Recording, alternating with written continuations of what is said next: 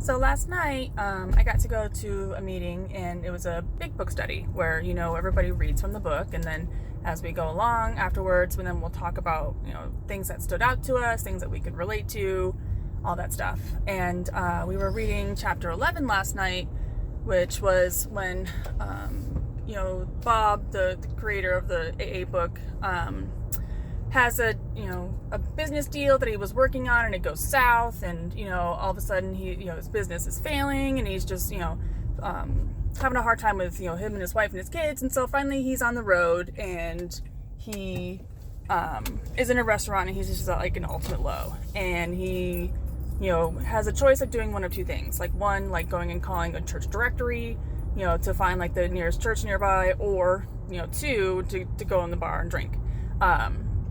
And I related to a couple things that were in the story. One was about who would know. He's like, I could go in there and have a half dozen drinks and get away with it. And that was always my thinking as well. Like, I can have just one and get away with it. I can have two and get away with it. But my body, of course, doesn't allow me to have just one. I would have two or three or four, and then all of a sudden it would just be days and days of drinking again. And another thing that stood out that I'm wanting to start working on was he talked about how when people become less tolerant of us, we tend to become more reclusive. Meaning, like, when you're not happy with us, when you're disappointed, when you just become to a point that you don't want to be a part of this, while you're in your drinking, while you're deep in your bender, and you become reclusive. And that's exactly what I did. Like, I didn't talk to my family anymore.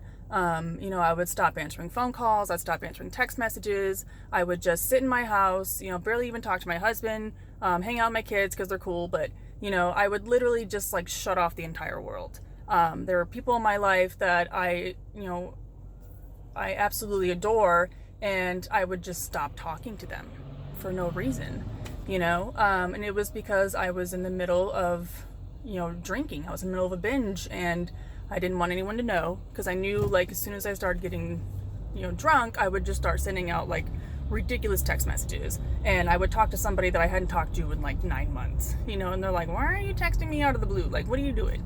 And I really should have, like, a breathalyzer on my phone rather than on my car, because I would just, go and start just texting random people for no reason.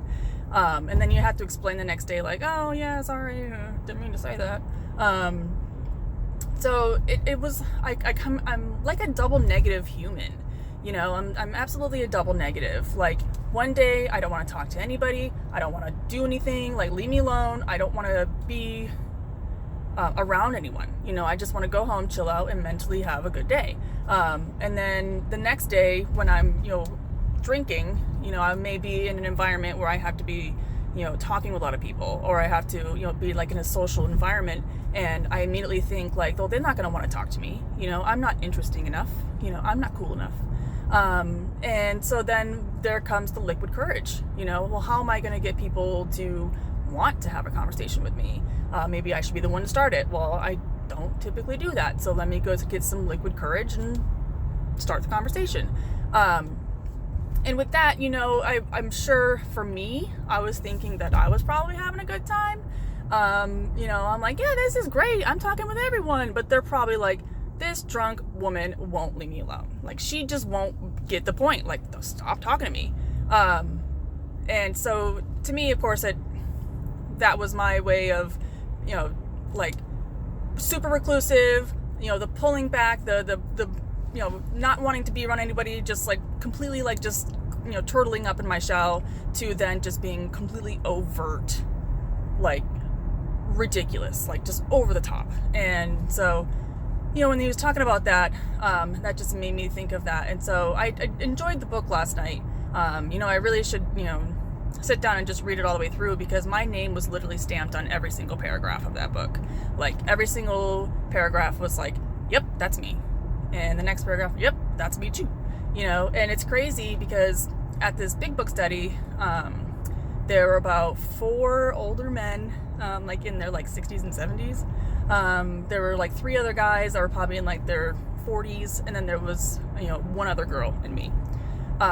So they're telling, their stories as well. And the way that they were talking, I was just like, typically if I had met this person on the street, just randomly, at the store or whatever, we would probably have nothing in common. Like we just don't, live on the same level, But when they are talking about the things that they related to, it was the exact same things that I related to. It was just like they were telling my story to me. So it's interesting that, you can find that common ground with other alcoholics, because we all have that same disease. We all have that disease that we just can't control. And so that's why I like going to these meetings. That's why I like meeting these people, because they're telling me my own story, just in their bodies. So it was a good meeting. I'm glad, today is day number 6. It's going to be a pretty chill day at work. We actually got an event going on today, so that's going to be exciting to actually do something other than just mundane work. I'm excited for today, and I hope you have a good day too.